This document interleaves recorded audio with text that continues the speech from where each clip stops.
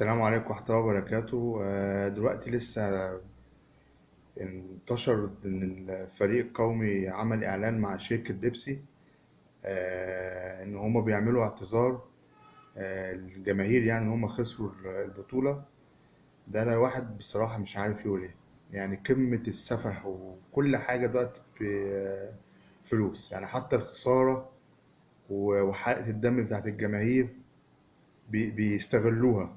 واللعيبه كل واحد طالع يقول لك انا بعتذر. طب انا مش قابل اعتذارك يا عم.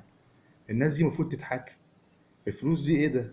خلاص الحياه الماديه بقت هي الاساس في المعاملات، واستغلال يعني شيء كده بسفه يعني بيستعبطوا الناس. ولا انا واحد مش عارف ده ايه ده؟ ايه ده؟ طارق حامد طالع انا زعلان والله عشان طارق حامد كمان. يعني طارق حامد ده كان احسن واحد في البطوله، وكان بيلعب بالجول. يطلع كده في الاعلان زي ده، واحمد المحمدي وتريزيجيه يقول لك احنا بنقدم اعتذار للجماهير. ايه ده؟ طب انا لا اقبل هذا الاعتذار، ولازم الناس دي تتحاكم. وازاي الاعلان ده ينزل كده يتسرب كده على السوشيال ميديا وشركه بيبسي تستغل هذه؟ ده معنى كده ان كل حاجه بيستغل بيها بيضحكوا على الناس. ده دليل قاطع ان بيضحكوا على الناس، والناس بقى ايه؟ ماشيه وراهم يعني. ودلوقتي المنتخب ايه ده؟ فلوس، على كله فلوس. اعلانات بفلوس اعمل اعلان وتاخد فلوس. والاتحاد الكرة طبعا فاسد. وفي بلاوي طلعت دلوقتي. ما بيقول لك مجدي عبد الغني واخد عمولة من عقد اجاري. و بتاعت كأس العالم مش واخدين فلوسها، مش عارفين راحت فين. ونشوف كام لعيب بقى عامل اعلان، وفي الاخر بعد الناس تحرق دمها والناس تقرف، كل واحد يطلع لك على التويتر بتاعه يقول لك انا اسف انا بعتذر. طب انا ايه ده؟ ده ايه ده؟ تاخد انت الملايين والفلوس دي كلها وتيجي تقول انا اسف انا بعتذر؟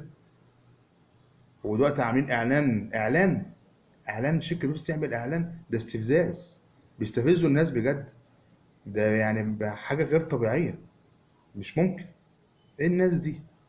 الواحد كره الكوره بجد. يعني لازم يكون في وقفه. ايه يعني انا استفدت انا كمان من الكوره بقى دلوقتي، غير حلقه الدم والقرف؟ ويقول لك منتخب مصر والوطنيه والولد فين بقى الوطنيه؟ ده الاهلي يقولوا عمال نتخانق مع بعض على الاهلي والزمالك، ونرجع بقى تاني الموال بقى مرتضى منصور والاهلي والزمالك وبتاع. المفروض الانديه دي عشان تصب للمنتخب، والمنتخب يبقى قوي، يبقى فريق قوي، عشان يبقى حاجه كويسه حتى للعالم. عملنا استفدنا احنا ايه بقى بالدوري بقى وقرف الدوري؟ ما استفدناش حاجه. كل هم اللي بيستفيدوا اعلانات. حتى الهزيمه بيستفيدوا منها. يقول لك انا اسف انا بعتذر. انا لا اقبل اعتذارك يا عم. انا المفروض الناس دي تتحاكم، المفروض في وقفه للبلد بالنسبه للناس دي. حاجه بصراحه مستفزه. اعلان بيبسي دوت الاعتذار ده للعيبه المنتخب، حاجه مقرفه بجد. السلام عليكم ورحمه الله وبركاته.